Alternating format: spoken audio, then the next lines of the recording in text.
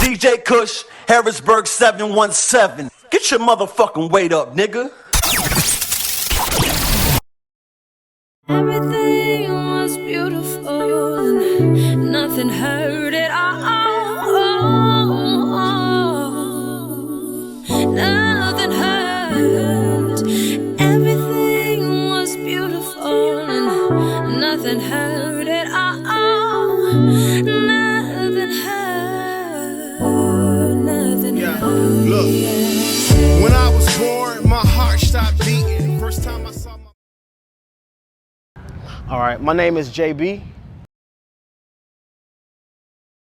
My name is actually pronounced Jabee. It's spelled Jabee. So people do, sometimes say Jabee or Jabee, but it's actually pronounced Jabee. I'm from Oklahoma. I was born and raised in Oklahoma City.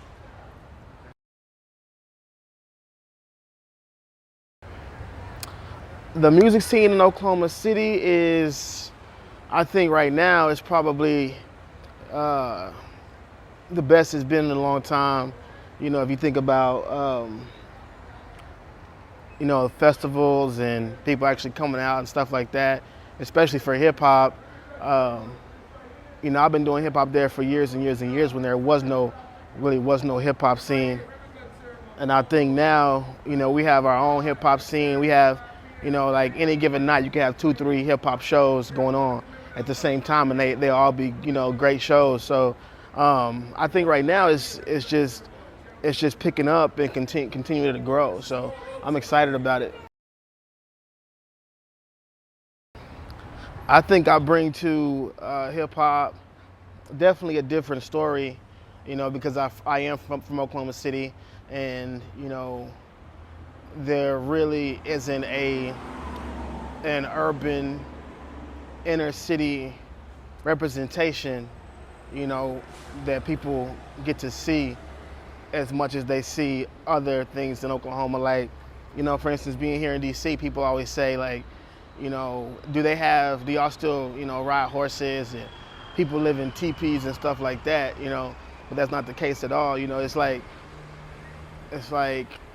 or they're watching a Thunder game and they see like a crowd full of white people, so they think there's no blacks there.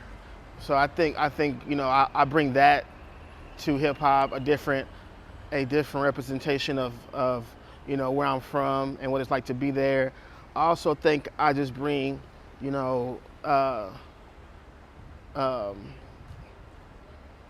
just honesty and integrity, and just a different approach than what we're normally used to. And I think that I have a story that can speak to people and will transcend the average hip hop listener, or the average rap listener, whatever you call it. But I try to be sincere as much as I can. So I think those things are valuable in hip hop, and I think that we should appreciate those things just as much as we appreciate the other stuff in hip hop, because it's all needed and it's all necessary.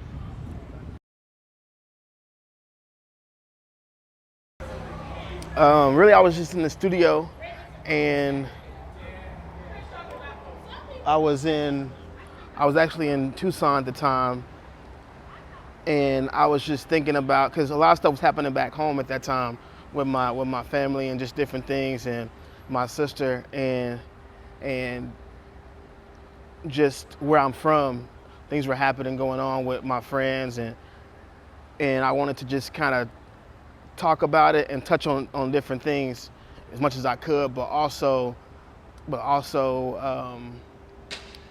be relevant to not just people from where I'm from, but throughout society, period, whatever world you live in.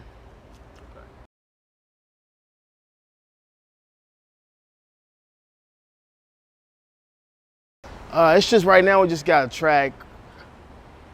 We talked about doing an EP and talked about doing an album, and so we just kind of taking time, or I guess a day at a time, because I'm not always in New York, and he likes to like really like be hands-on, I think.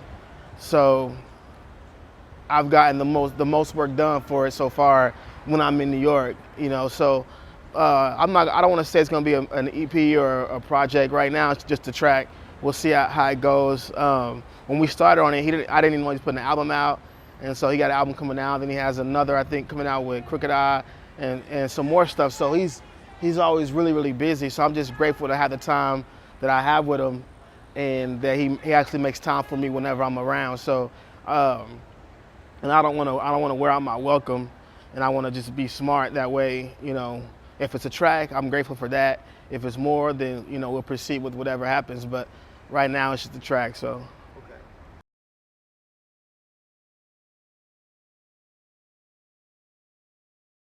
I don't know. We're trying to figure out a name. I think right now it's either going to be called Exhausted or This Is Jay, because he does some cuts in it with my name, but then on the verses are about like, kind of me going through everything and how exhausting it could be, working on music. So.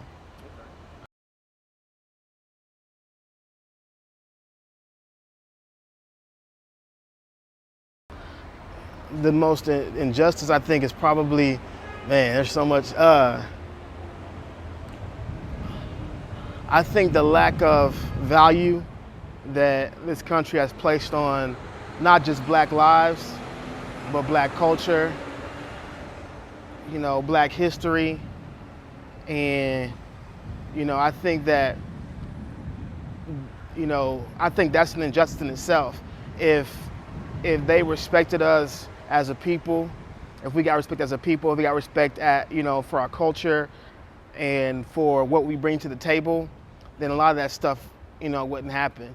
And I think that, that's, it kind of starts there at the surface that, for instance, they don't want to, a lot of people don't want to recognize, the history and say, these things did happen. What we always hear is, well, I didn't do it, I wasn't there. But the fact of the matter is those things that happen. So I think that, overall, all the injustice is bad. I think that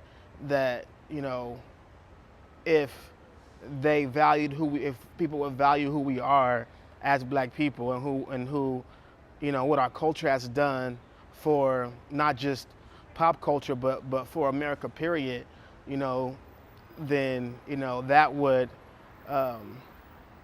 help bring to surface all the other stuff, because with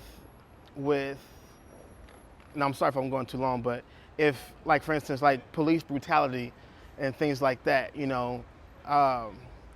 security and protection, it starts with love and with things like that. So as a parent, I love and I want to protect my children, but if I don't love my children and I don't care for my children, it's not hard for me not to protect them. I don't have to protect them.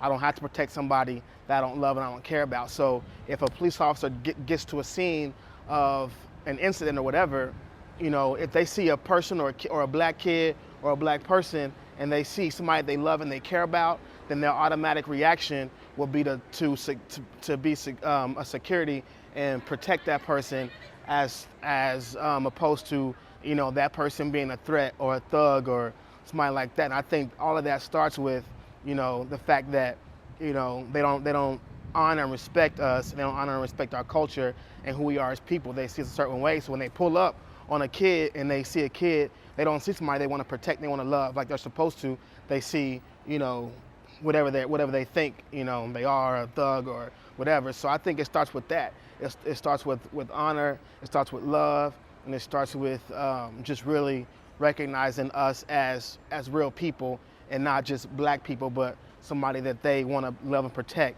just as they would love and protect their own.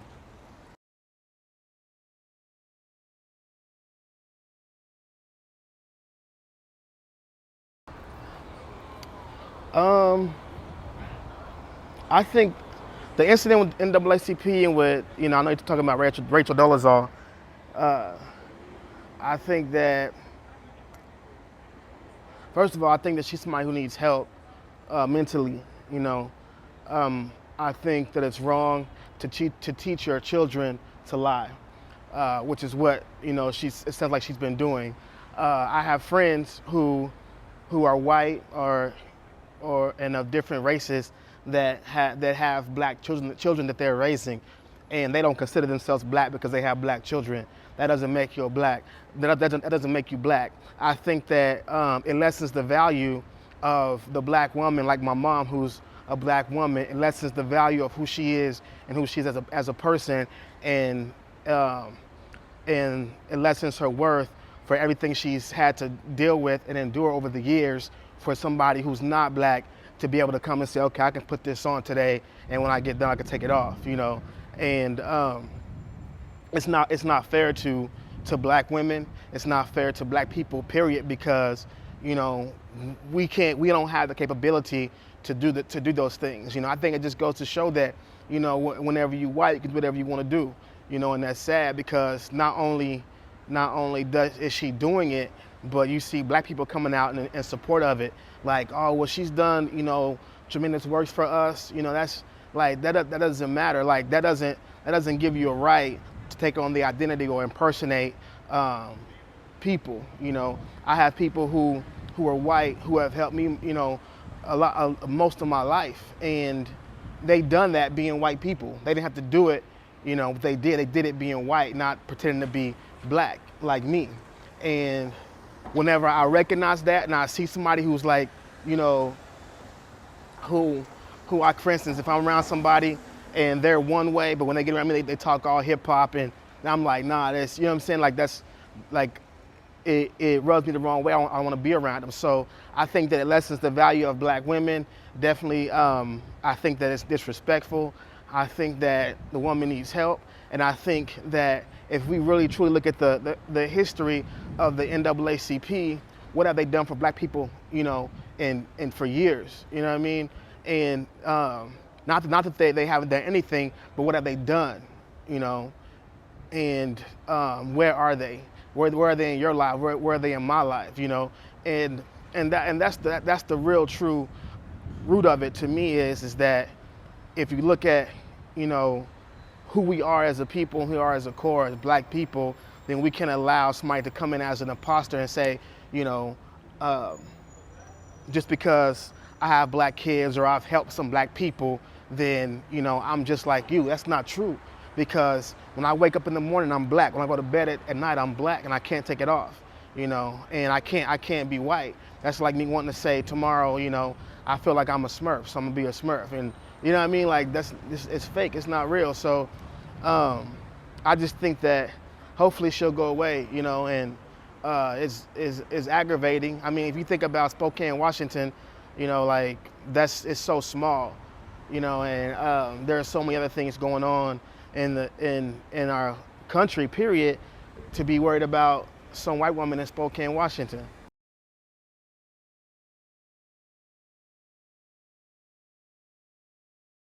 The tour's been great. I'm riding with my DJ, Smash Lames, and my little homie Lando, and we're just driving around the country having fun. You know, we've had some great shows. We've had some wins. We've had some losses, but overall, it's been awesome. It's been a great learning experience for me. It's also helped me build relationships with different people in different cities and different states. So it's been great. I can't complain. The only thing I can complain about is I miss my family back home. You know, but you know, this is the life I chose, so I can't complain. But I'm having a great time, man, and I'm just happy to be here and happy that I'm getting the opportunity to do this because, you know, all I do is rap, you know, and I'm traveling the country, you know, rapping, and that's what I do. That's my job, you know, and so I'm just blessed and I'm grateful that, you know, I am where I am because, you know, I feel like, you know, I wasn't supposed to be here. I should be doing something else if you look at where I come from, you know, and I'm here and I'm just grateful.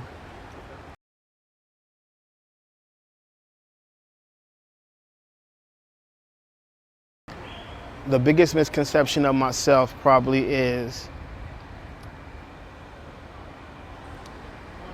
that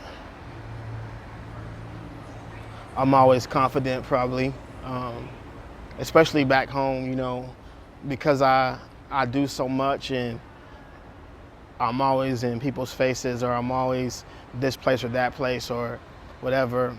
I think that people have a misconception that that means I'm good, or something when in actuality it doesn't.